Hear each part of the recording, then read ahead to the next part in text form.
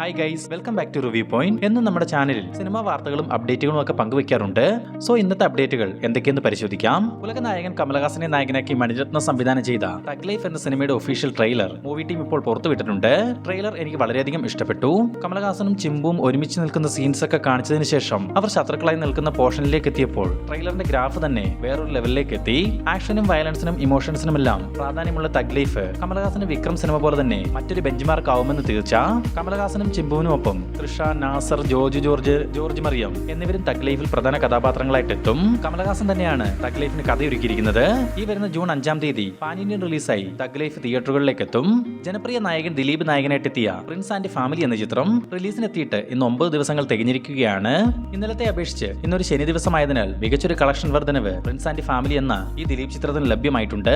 റിലീസിനെത്തി 9 ദിവസങ്ങൾ കൊണ്ട് കേരളത്തിൽ നിന്ന് മാത്രം 9 കോടി കളക്ഷനിലേക്ക് എത്തിയിട്ടുള്ള പ്രിൻസ് ആൻഡ് ഫാമിലിയുടെ 9 ദിവസത്തെ വേൾഡ് വൈഡ് കളക്ഷൻ 13 കോടി കഴിഞ്ഞിട്ടുണ്ടെന്നാണ് അറിയാൻ സാധിച്ചിട്ടുള്ളത്.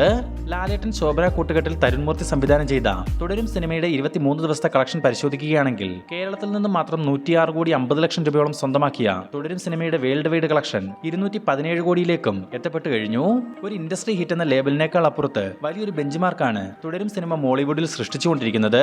കൽക്കി എന്ന ബ്ലോക്ക് ബസ്റ്റർ സിനിമയ്ക്ക് ശേഷം പ്രഭാസ് നായകനായി അണിയറയിൽ ഒരുങ്ങുന്ന ഏറ്റവും പുതിയ സിനിമയാണ് ദി രാജാസാബ്. ഒരു ഹൊറർ കോമഡി പശ്ചാത്തലത്തിൽ തയ്യാറാവുന്ന രാജാസാബിന്റെ ടീസർ റിലീസിനൊരുങ്ങുന്നു. നിലവിൽ നമുക്ക് ലഭിച്ചിരിക്കുന്ന വിവരങ്ങൾ പ്രകാരം ഈ ആഴ്ചയിൽ തന്നെ ടീസറിന്റെ അപ്ഡേറ്റ് പുറത്തുവരും. ശിവകാർത്തികനെ നായകനാക്കി എയർ മുരുകദോസ് സംവിധാനം ചെയ്തു വരുന്ന ഒരു ആക്ഷൻ ത്രില്ലർ ചിത്രമാണ് മദ്രാസി. ഓൾറെഡി ഈ ചിത്രത്തിന്റെ 90% ചിത്രീകരണം മൂവി ടീം പൂർത്തിയാക്കിയിരുന്നു. പിന്നീട് എയർ മുരുകദോസ് സിക്കന്ദർ സിനിമയുടെ വർക്കുകളുമായി പോയപ്പോൾ ശിവകാർത്തികൻ പരാശക്തി ഷൂട്ടിൽ ജോയിൻ ചെയ്തു. അങ്ങനെ മദ്രാസിക്ക് ഒരു ബ്രേക്ക് വന്നിരുന്നു. ഇപ്പോൾ മദ്രാസിയുടെ അവസാനഘട്ട ചിത്രീകരണം ശ്രീലങ്കയിൽ വെച്ച് ഈ ആഴ്ച മുതൽ ആരംഭിക്കുമെന്ന് അറിയാൻ സാധിച്ചിട്ടുണ്ട്. ഈ വർഷം നവംബർ മാസം ദീപാവലി റിലീസായിട്ടാവും മദ്രാസ് തിയേറ്ററുകളിലേക്ക് എത്തുക. സൈജു കുറുപ്പ്, സണ്ണി വെയിൻ എന്നിവരെ കേന്ദ്ര കഥാപാത്രങ്ങളാക്കി ഫെബി ജോർജ് സംവിധാനം ചെയ്ത ഒരു ഫീൽ ഗുഡ് ഡ്രാമ മൂവിയാണ് return and directed by God. ഈ ചിത്രം ഇന്നലെ റിലീസ് ആവേണ്ടതായിരുന്നു. എന്നാൽ എന്തൊക്കെയോ കാരണങ്ങളാൽ ചിത്രത്തിന്റെ റിലീസ് തീയതി പോസ്റ്റ്പോൺ ചെയ്തു. ഇന്നിപ്പോൾ പുറത്തു വന്നിട്ടുള്ള ഏറ്റവും പുതിയ അപ്ഡേറ്റുകൾ പ്രകാരം ഈ വരുന്ന ജൂൺ 5-ാം തീയതി return and directed by God തിയേറ്ററുകളിലേക്ക് എത്തും.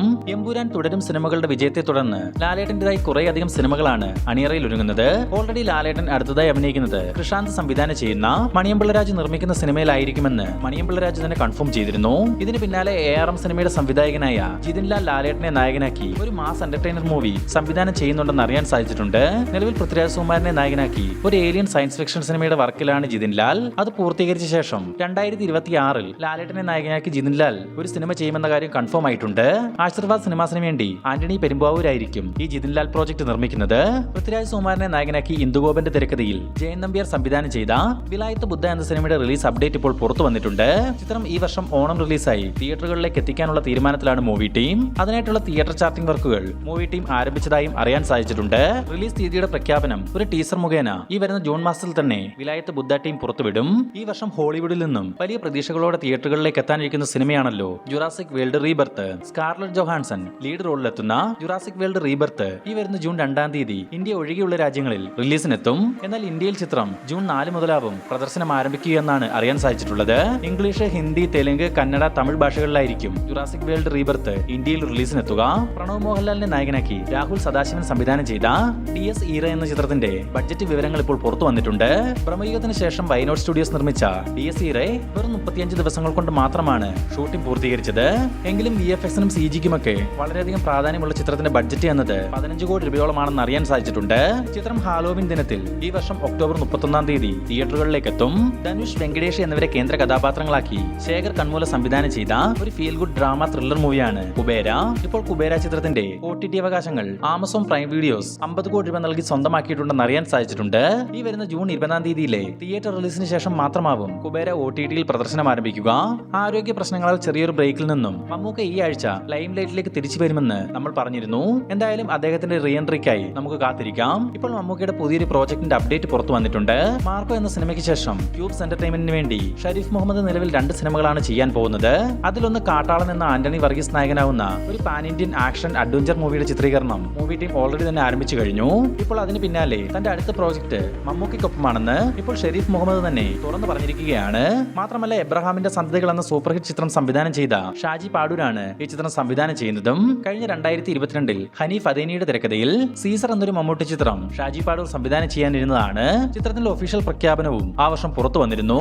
എന്നാൽ പിന്നീട് ആ സിനിമയെ പറ്റി വാർത്തകളൊന്നും തന്നെ കേൾക്കാനായില്ല.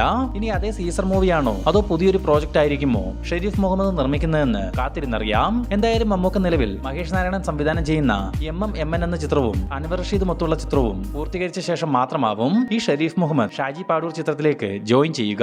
ലോകേഷ് കനകരാജ് ആരംഭിച്ചു വെച്ച ലോകേഷ് സിനിമാറ്റിക് യൂണിവേഴ്സിലെ ഇനി വരാനിരിക്കുന്ന മോസ്റ്റ് അവൈറ്റഡ് മൂവിയാണ് കൈദി 2. ഓൾറെഡി കൈദി 2വിന്റെ വർക്കുകൾ ആരംഭിച്ചെന്നും ഈ ഡിസംബർ മാസം മുതൽ ചിത്രത്തിന്റെ ഷൂട്ടിംഗ് വർക്കുകൾ ആരംഭിക്കുമെന്നും ലോകേഷ് തന്നെ കഴിഞ്ഞ ദിവസം തുറന്നു പറഞ്ഞിരുന്നു. ഇതിന് പിന്നാലെ ഇപ്പോൾ കാർത്തി ഒരു പ്രസ് മീറ്റിൽ പറഞ്ഞിരിക്കുന്ന കാര്യങ്ങളാണ് സോഷ്യൽ മീഡിയയിൽ വൈറലായിക്കൊണ്ടിരിക്കുന്നത്. തന്റെ ചേട്ടൻ സൂര്യയുമൊത്ത് ആദ്യമായി ഒന്നിച്ച കങ്കുവ വലിയ പരാജയമായി മാറിയതിൽ ബുദ്ധിമുട്ടുണ്ട് എന്ന ചോദ്യമുയർന്നപ്പോൾ താനും ചേട്ടനും ഒന്നിച്ച് അഭിനയിക്കാൻ ആദ്യമായി സൈൻ ചെയ്ത ചിത്രം ഇതുവരെ ആരംഭിച്ചിട്ടില്ലെന്നും ഈ വർഷം അവസാനം അതിന്റെ ചിത്രീകരണം ആരംഭിക്കുകയുള്ളെന്നുമാണ് കാർത്തി പറഞ്ഞിട്ടുള്ളത്. ആ പ്രോജക്ട് റെഡിയാകാൻ കുറച്ച് ഡിലേ ആയതിനാലാണ് കങ്കുവ നേരത്തെ എത്തിയത്. എന്തായാലും കങ്കുവയിലെ കുറവുകൾ അടുത്ത ചിത്രത്തിൽ പരിഹരിക്കാമെന്നും കാർത്തി വിശദീകരിച്ചിട്ടുണ്ട്.